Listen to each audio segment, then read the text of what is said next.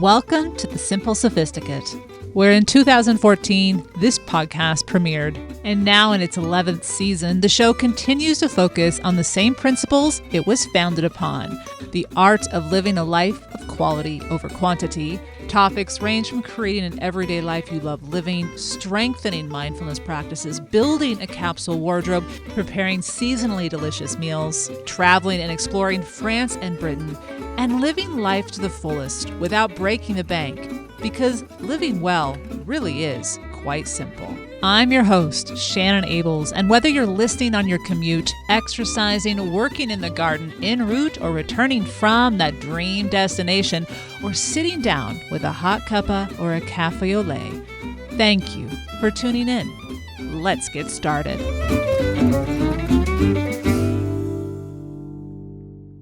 Welcome to the 395th episode of The Simple Sophisticate, and welcome to a new year. 2025, that is, but this episode could apply to any new year whenever you tune in. What we're going to talk about today is how to balance our life. And what I mean by how to do that, what we're talking about here is more about deepening our savoring muscle and how to do that. This episode is largely inspired by a book I picked up this past December titled The Scandinavian Guide to Happiness, Balanced Living with Fika, Lagom, Hygge, and more by Tim Rayborn. So let's just chat about this concept of balance. Maintaining our balance, whether we are holding the tree pose in yoga or riding a bicycle, requires a dynamic engagement. While the tree pose in yoga may look static, nope, it is actually dynamic as various muscles are engaged to hold us entirely still. Similarly, and more visually obvious, is riding a bicycle when it comes to maintaining our balance. We must remain in motion, and a motion that is balanced. So again, engaging our motions to align with each other if there are multiple, in this case, two legs pedaling, so that we can remain balanced. Balance in life involves a similar concept. We may not always look physically in motion. So, for example, when we choose to just be, which is what we've talked about a lot on the Simply Luxurious Life and this podcast, instead of always be doing, we are engaged because we are present and consciously and purposefully engaging in an action or activity that nourishes our balance. So for this first episode of the new year, I wanted to focus on this idea of balanced living because so often we hear about adding something to our lives or improving something in our lives to make it better than the year before. But really, what we might find more helpful is tweaking and then putting more of a priority on savoring. The latter, this active practice of savoring, is what will improve the quality of our life in all areas. So let's take a look at this list of 12 ways to live a more balanced life in the new year. Number 1, carve out regular time for something that is uniquely yours. This is literally anything that you thoroughly enjoy doing, that it could be something that is simply a hobby. It could be something that you genuinely love that is an aspect of your job, more of that, but in your particular area of interest, whatever.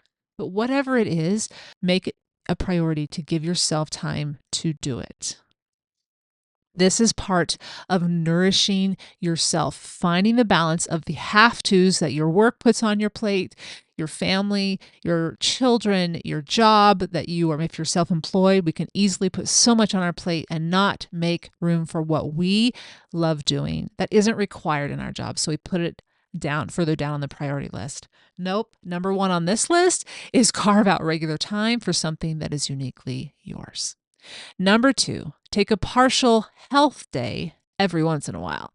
Now, I say health day because we often, when we are in a job that has benefits, we have sick days that are allotted to us.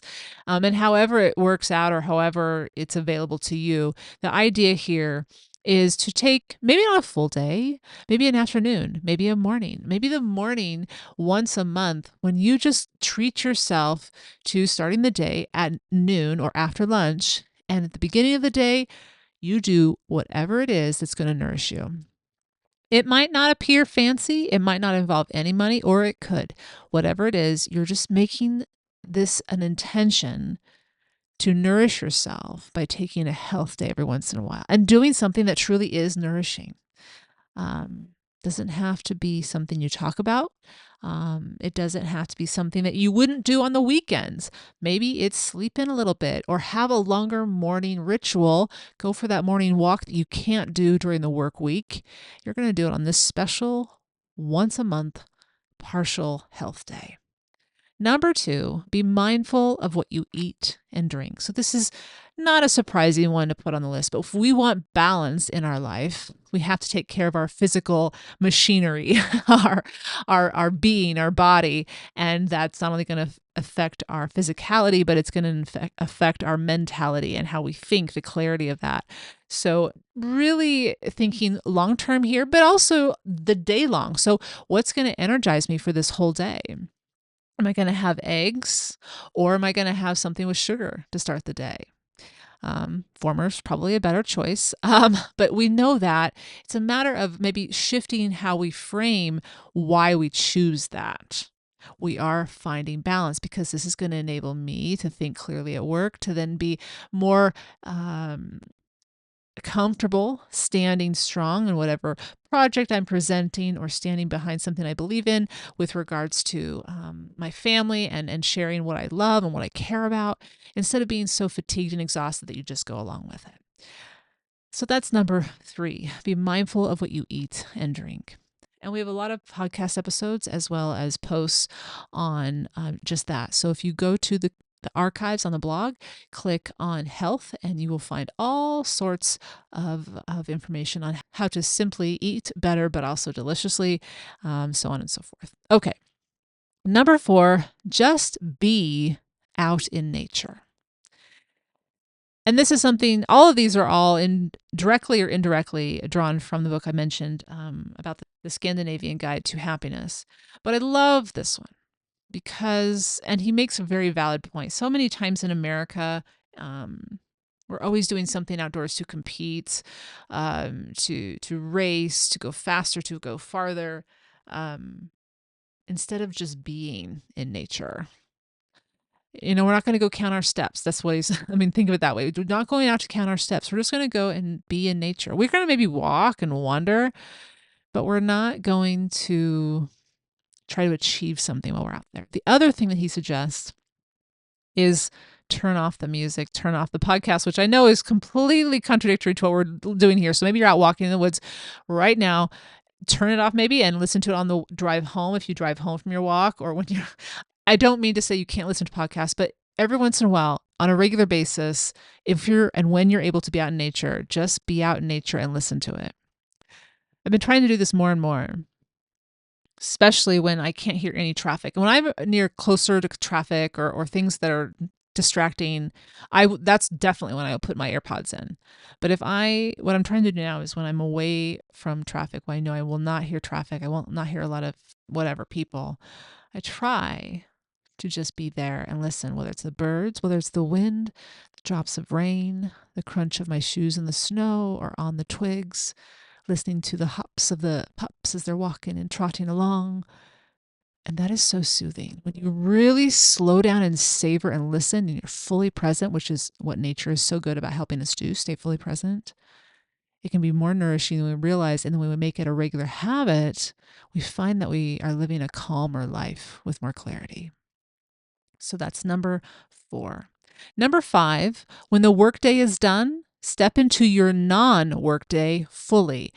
This doesn't mean you're racing out the door as soon as the clock hits whatever time it is at the end of your workday. It means that, okay, so as a teacher, maybe the clock strikes 4 and that's when you can technically go home.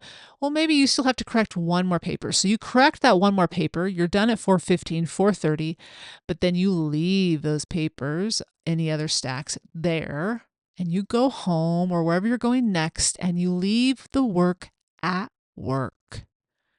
This is balance. This is prevention against burnout. This is shutting the office door if you work from home at a certain time and saying, I will check my email. I will continue that project tomorrow or on Monday, whatever it might be. This is going to involve more self-discipline because there's no doubt your boss, your clients would love for you to work a little longer. So this is where having good nutrition is going to help keep you nourished and strong with clarity to set those boundaries, but do so in a loving kindness approach. All right, that's number 5. Number 6, set aside daily time for a conscious break. I love this one. This one is inspired from the concept of fika, which is from Sweden. And it is simply taking a daily coffee break and other comforting rituals. And often it is with a delicious pastry. My neighbor, I shared this on Instagram last month. My neighbor made this delicious, what in English they would maybe describe it as a cardamom bun, but it's different and more amazing than a cardamom bun, in my opinion. And it's also a piece of artwork with regards to how the braid is put together. So good. But anyway, and that is one of the treats that you would find in Sweden to sit down and enjoy with your coffee, your tea, and savor that treat. And it's about slowing down the day, savoring that moment. This is not going to be a new concept to listeners of the show or the blog, but it doesn't hurt to be reminded of these things and how important they are to maintaining balance. Not only are they nourishing, but they help maintain balance when we do it regularly. And if you can, make sure you do not do this at your desk, that you move to another table, that you go outside, sit at a cafe table, somewhere where you're away from work, right? So you're not tempted or distracted. And this also has to do with choosing something and slowing down while you enjoy it. Not just the nibble, but the tea, sip it slowly. Even the coffee, sip it slowly. Have a delicious cuppa, whatever it is, and acknowledge the deliciousness. Choose it with intention. So that's number 6. Set aside daily time for a conscious break.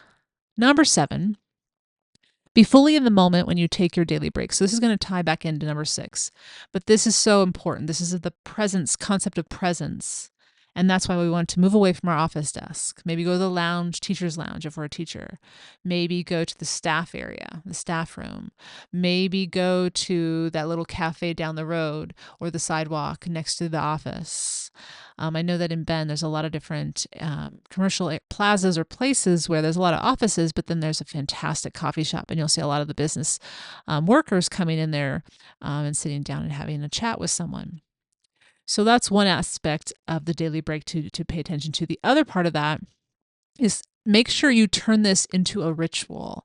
This is something we talked about last year in January on episode 380, the importance of rituals and discerning the difference between rituals and routine. And rituals are where we fully engage. It's an emotional investment.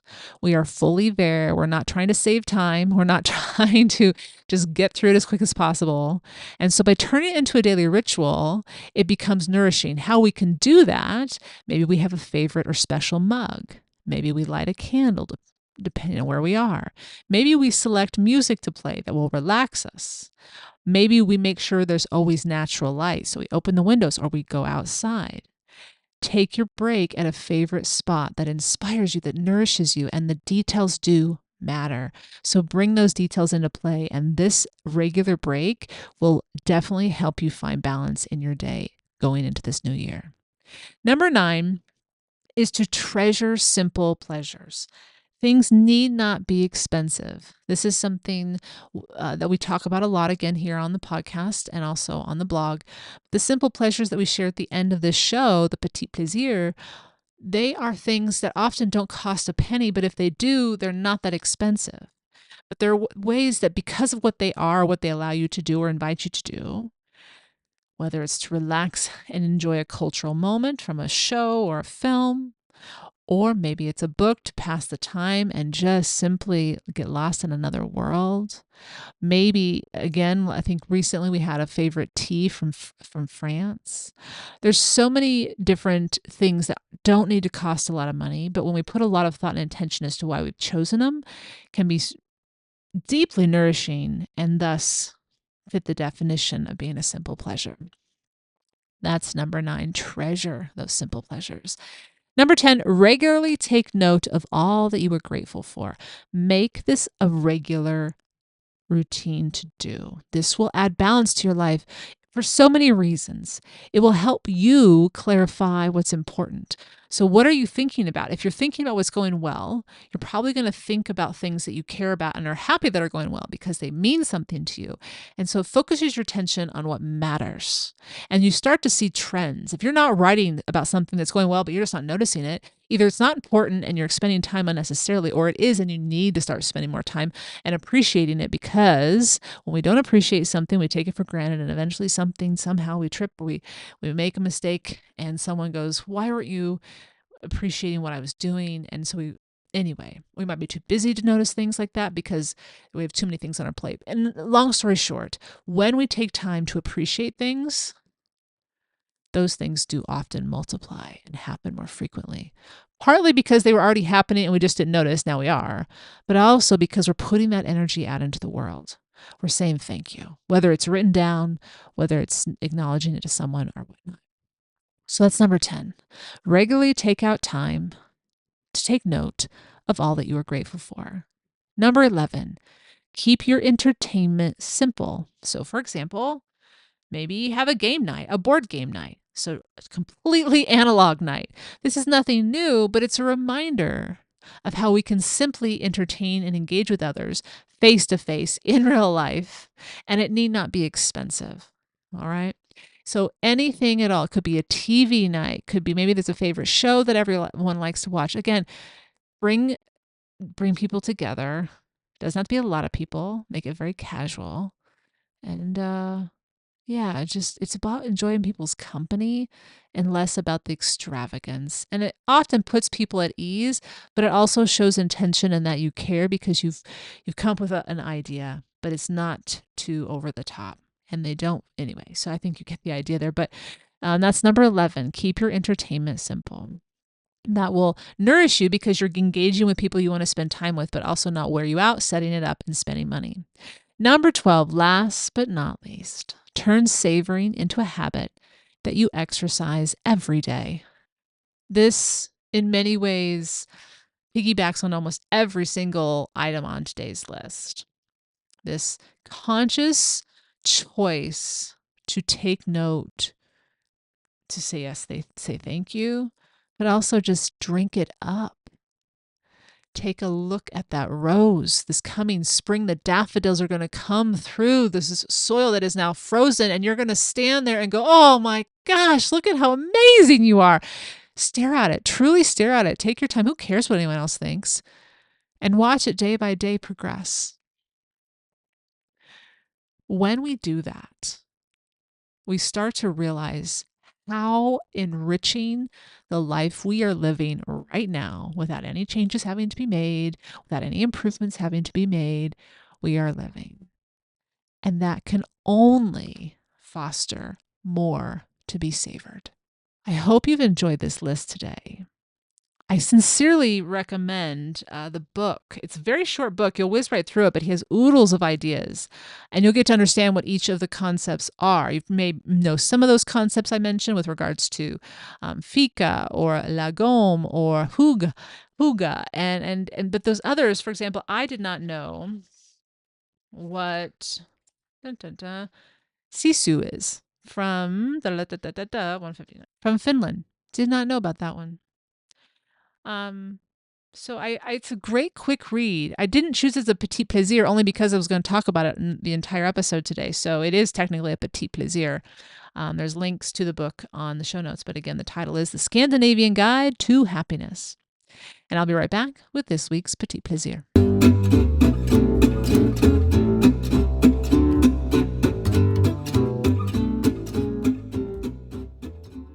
So this episode's petit plaisir is a British show that just aired a special of the series just a couple days ago on the 29th and 30th. And those of you who know what I'm talking about know what I'm talking about. But I have a feeling many of you already really love this series. The series originally was The Split that began in 2018 in Britain. And it was created by Abby Morgan. And she had originally planned, had completely foreseen the split, which revolves around divorce lawyers and specifically three sisters, led by Nicola Walker, and the family, her mother and her sisters. Um, and it specifically centers around Nicola Walker's character and her husband, played by Stephen Mangan, and their divorce, what caused it, their um, how they moved through it, and how it ended. So that was what each season was about, 1, 2, and 3. And that's how Abby Morgan had designed the show to be. I mean, people loved it. People wanted there to be more seasons, but she's like, no, this is how it was designed to be. It's done. But life intervened, and a health issue with her husband happened, with regards to him not knowing who she was for a duration. And just various things happened that inspired her to go, no, this show is not done yet. And so she created a special episode, actually a 2-part episode, titled The Split Barcelona. And it aired, as I mentioned, on December 29th and 30th. And I highly recommend you watching it. Even if you've never seen the Split series, which I highly recommend you go back and watching those 3 seasons first. And that show was a petit plaisir a couple years ago here on the show, so you probably remember that. I sat down and watched it back to back. It's a great movie. It's 2 hours total, 1 hour each episode of the 2-parter, and it's lovely. They head to Barcelona for Nicola Walker and Stephen Mangan's on-set daughter's wedding to a Spanish gentleman who they really aren't the primary storyline, but they are the impetus to getting everyone. And it is everyone from the original cast down to this beautiful family estate, and what ensues. It's beautiful, and it's also centered primarily around Nicola Walker's character, who's now in her 50s and single. And exploring love and the comfort or discomfort or the idea or the fear of stepping into a new relationship. And the conversations that are had around that are beautiful. The conversations as well with the now divorced couple of Nicola and Stephen are wonderful as well. I really adore him. He has become someone I like even more. I liked him on the show, but I didn't know how much of a comedian he was until I've started listening to Classic FM. And Stephen Mangan is actually one of the hosts on Sunday afternoons. And he has a lot more humor, I think. Maybe not more. Maybe I'm just noticing it more because I know who he is more personally because of what he shares on the show, on the radio show. But I really like him as well as Nicola Walker. Nicola Walker is just star. She's just, love her. And here's some other exciting news. So this was a huge hit with critics. The critics loved this 2-parter, and it was discussed and is sincerely being considered that there's going to be basically like a sort of crossover spin-off type of show to keep this going, because the split, the concept, the characters, they're just so you love them. You love their storylines. You love to see their growth. There's so many different storylines you could have with the different divorces they handle and the relationships they experience or see. The writer Abby Morgan actually said, quote, "Yes, I think we're talking about that. I think it will be a show that will very much stand on its own, but invariably it's lovely to have built that audience from the split, and we're excited to see that audience hopefully come to the new version of the show. So who knows? So if you're a fan of the split, good news there. All right. I hope you've enjoyed this episode's Petit Plaisir, where ideas are shared to make the everyday all the more enjoyable. Tune in at the end of each episode where I'll recommend a book, a show, a film, a recipe, anything that is a simple pleasure to satiate your sophisticated taste. Oh, and where do you find that to stream? Great question. So I watched it just directly on the BBC player. And if you just use a VPN, you can absolutely do that wherever you live in the world. But if you don't have a VPN, then I have a feeling this is going to be wherever you were streaming the split previously. And so I was streaming the split on Amazon Prime. Some of the episodes are available on, I believe it was Acorn, it might have been BritBox. But all sincerity, VPN was the easiest thing to do. If you already have that, just sign in and say that you're in the UK, and then you're good to go. All right. Thank you so much for joining me on this first episode of the new year. And I hope you have a absolutely auspicious start to 2025. I'll see you on January 15th. Bonne journée.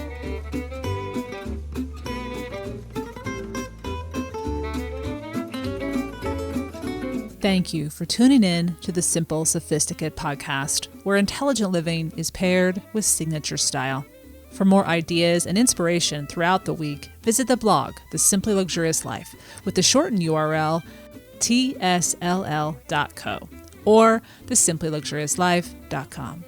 For more in-depth exploration of how to cultivate your own unique, simply luxurious life, pick up my new book, which became both a bestseller and #1 new release in France Travel, The Road to Le Papillon, Daily Meditations on True Contentment. Available in all 4 formats for your preferred reading or listening.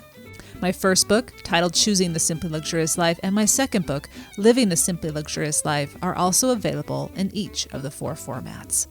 Readers can now join the more intimate The Simply Luxurious Life international community by becoming members of the blog, which offers the benefits of ad-free reading site-wide, unlimited access and exclusive access to content on the blog, such as the monthly A Cup of Moments with Shannon video chat, tours of my home Le Papillon, the monthly What Made Me Smile post, and monthly Ponderings post, as well as the exclusive opportunity to enter all of the giveaways during the annual French and British weeks. To stay caught up on all things Simply Luxurious, the podcast, blog post, the cooking show, and receive exclusive news, as well as an extra dose of inspiration to jumpstart each new month, subscribe to the Simply Luxurious Life's free monthly newsletter, arriving on the last day of each month in your inbox. There is also a weekly newsletter, which is also free, and arrives each Friday to keep you caught up on the recent weekly posts on the blog. Enjoy with a hot cuppa or cup of morning coffee, and stay in the know about all things simply luxurious. Look for 2 new episodes of this podcast on the first and third Wednesday of each month. And until next time, I'm your host, Shannon Ables. Thank you for tuning in. Bonne journée.